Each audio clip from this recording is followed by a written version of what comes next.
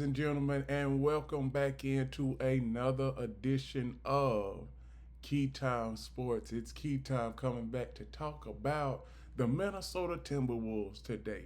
Now, I hope everybody had a wonderful President's Day weekend. Now it is February 18th, Tuesday, February 18th, 2025. It is 10 o'clock and the show is about to get started.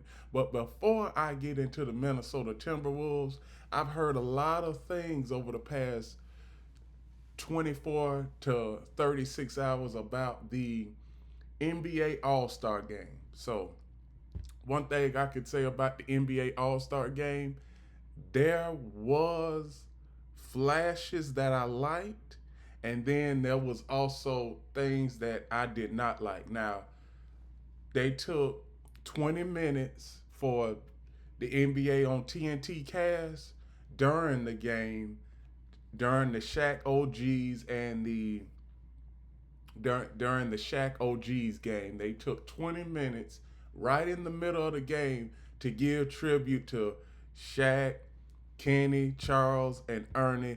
I believe what they should have done was wait until after the game and before they signed off on air, do a 10-minute tribute to them from what has transpired over the years on TNT.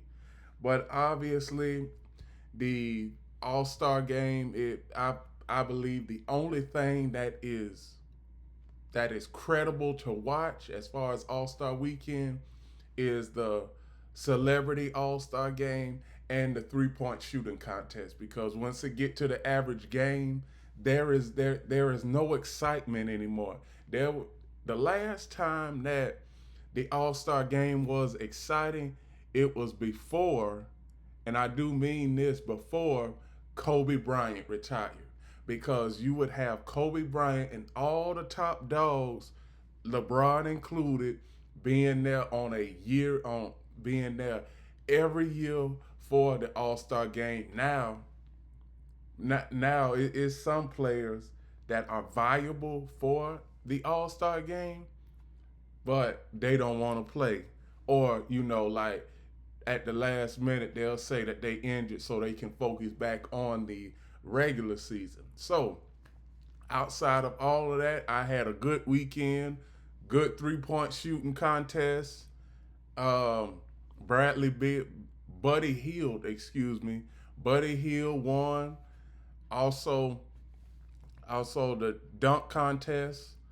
Matt McClung won for the third straight year, so props to him. I believe that if the NBA wants to bring him back, he should have an incentive.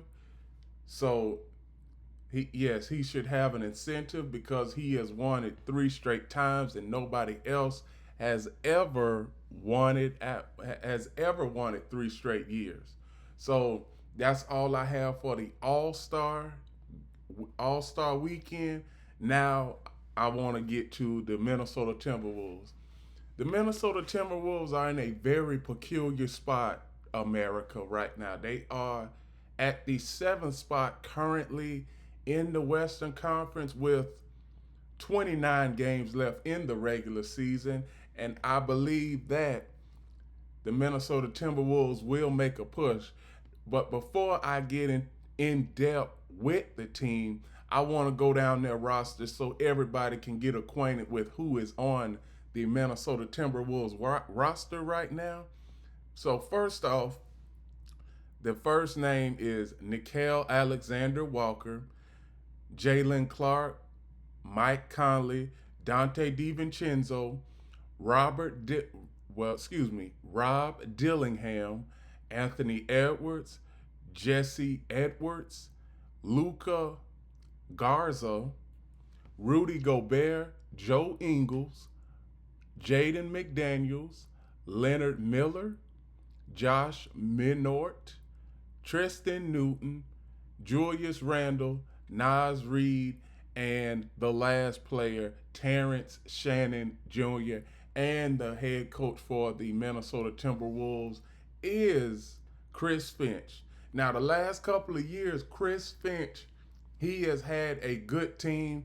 Last year, they pretty much shocked everybody and made it to the Western Conference Finals. And I believe that if they would have won one of those first two games in the Western Conference, they probably beat Dallas. Now, Dallas, they are injury riddled right now because Anthony Davis, 2.5 weeks ago, he experienced an injury. He is day to day, week to week as far as coming back this season. So now we look at the Minnesota Timberwolves, and I am going to give you the teams that are over the ahead of the Timberwolves, excuse me, in the Western Conference. Now, Oklahoma City, Memphis Grizzlies, Denver Nuggets, Houston Rockets, Los Angeles Lakers, and Los Angeles Clippers are in that top six.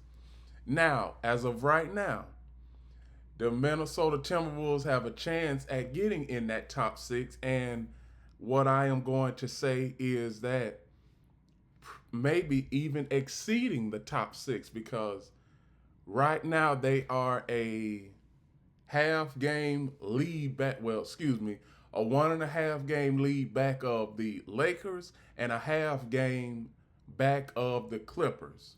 So now, when we get into players' statistics when it comes to the Minnesota Timberwolves player statistics when it comes to their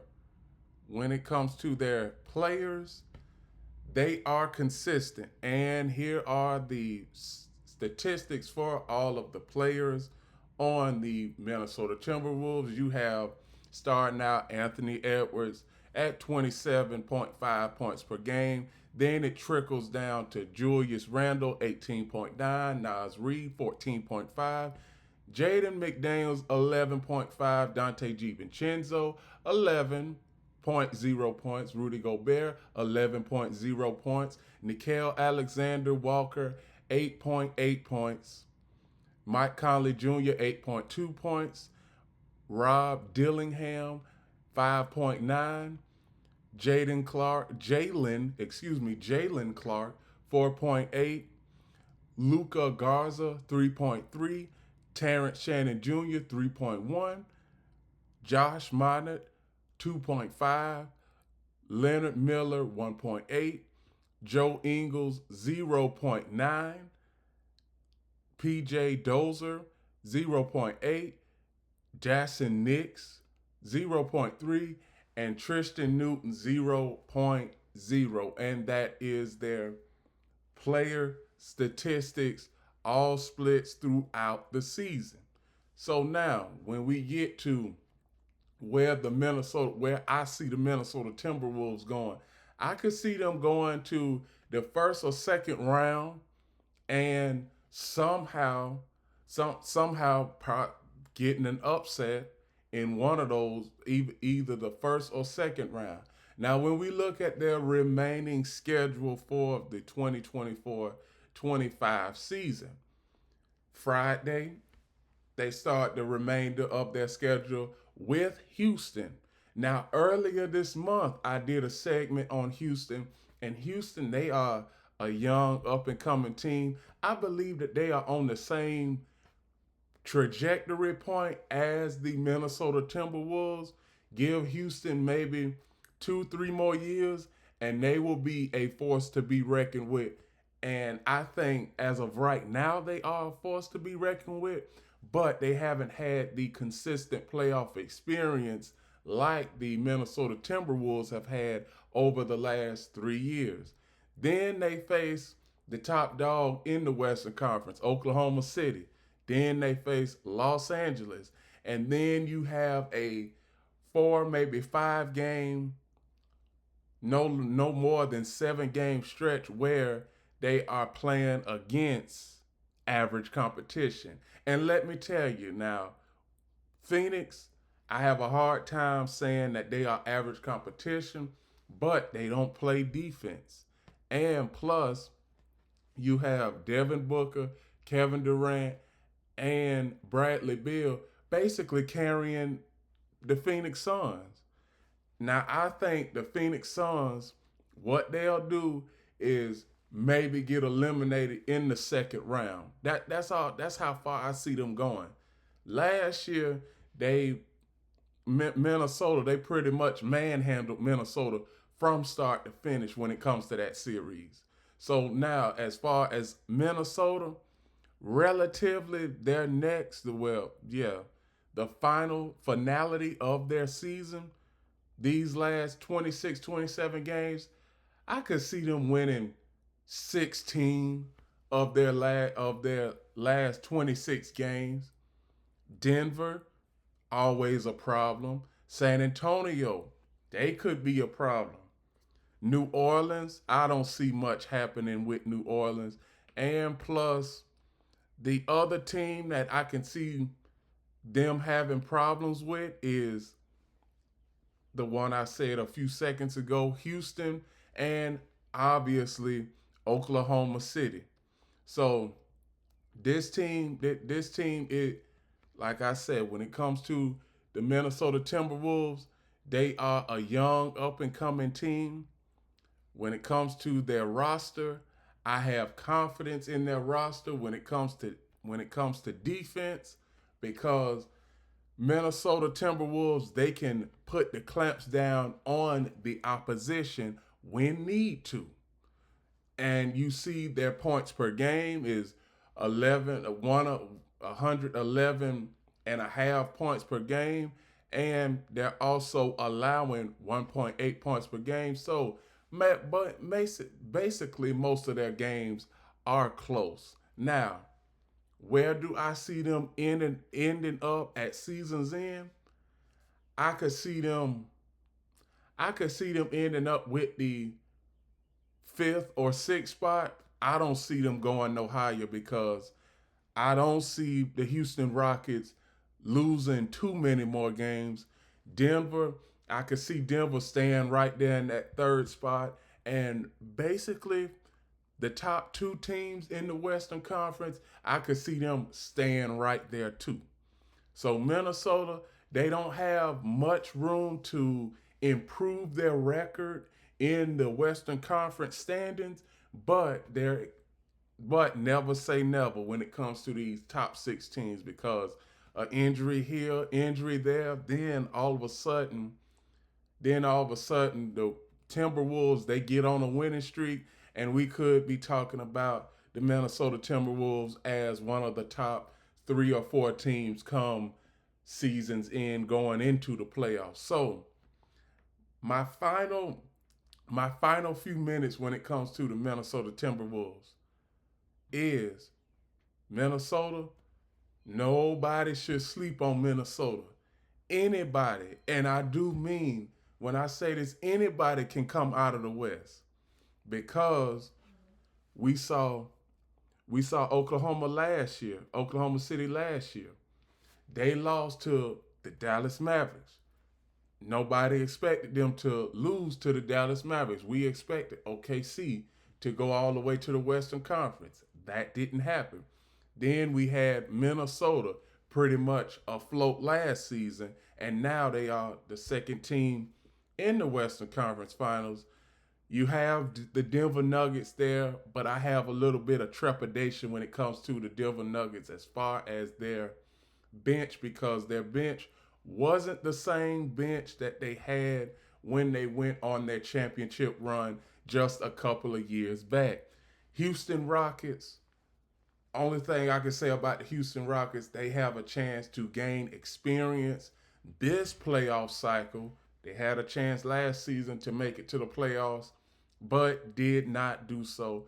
Then you have the Los Angeles Lakers, who are led by LeBron James and Luka Doncic. The Los Angeles Lakers, what they should do, even though that they have LeBron and Luka in the starting lineup, when it comes to the last few minutes of the fourth quarter, that's where you have LeBron finish up the minutes alongside Luka. Now, when it comes to the Los Angeles Lakers, as far as the interior of their defense, I'm not as confident. If they had a legitimate center that can defend and protect the rim, my Lakers would be much higher on this list. But as of right now, they are at that 5 spot in the West at 32-20 after the first half of the season. So let's see what the Lakers can improve on starting tomorrow night when it comes to the Charlotte Hornets. Now, I'm not going to take much away from that game, but the Los Angeles Lakers have a chance to make some hay when it comes to expanding and improving their record. Now, the Los Angeles Clippers, they are a team that's just an average team. You have Paul George having one of his worst seasons of his career. Norman Powell, a guy that was just a career bench warmer. He is the leader. He is the leader as far as scoring when it comes to the LA Clippers. So you're not gonna get very far with Norman Powell, the scoring leader for the Clippers. So I don't see the Clippers going very far in the playoffs at all. I just don't. And I finish out with the Minnesota Timberwolves. Minnesota Timberwolves, they are going to, if they, whoever they play in the play-in tournament or in the first round, I could see the Minnesota Timberwolves beating their opponent in the play-in tournament the or the first or second round. Now, if the playoffs start today, the Minnesota Timberwolves would be playing the Golden State Warriors. Now, the Golden State Warriors, they got an addition of Jimmy Butler. Draymond Green said over the weekend that he thinks that the Golden State Warriors could make some hay and go to the NBA Finals and possibly win a championship this year. Right now, they are in the 10th spot, the last play-in tournament spot. Let's see what the Golden State Warriors can do in these next 25 to 26 games. I'm going to show you all their schedule, and later on this week, I'm going to do a segment about the Golden State Warriors. Now, Golden State Warriors, their remaining schedule is like this. They start off with Sacramento Friday, play Dallas, then for a 4, maybe 5 game stretch, they are playing against average competition, and then they close out the season with Los Angeles, Denver, Houston, Phoenix, San Antonio, Portland, and LA. So Golden State Warriors, nobody should be sleeping on them because from what I see, I believe that the Golden State Warriors can also go on a 5-10 game winning streak to close out the season and pretty much make some hay to get to that 6 or 7 spot when it comes to the play-in tournament. And with that, those are my team remaining. That is my remaining season outlook for the Minnesota Timberwolves. Please like, comment, share, subscribe, click the notification bell to get notified of all of my reaction videos, shows, and other content. Thank you to everybody who watches the show every day on YouTube. Also, follow Key City Sports on Instagram. We are about to do an expansion on Instagram. We are going to receive more and more viewership over the coming weeks and months. So you do not want to miss Key Time Sports or Key City Sports. And both shows are ran by me, and I am going to give you in-depth analysis on every NBA team going into the playoffs and their remaining season schedule and where I see them being at in the standings at season's end. So, one last thing I want to tell everybody. Remember, the key is always on time.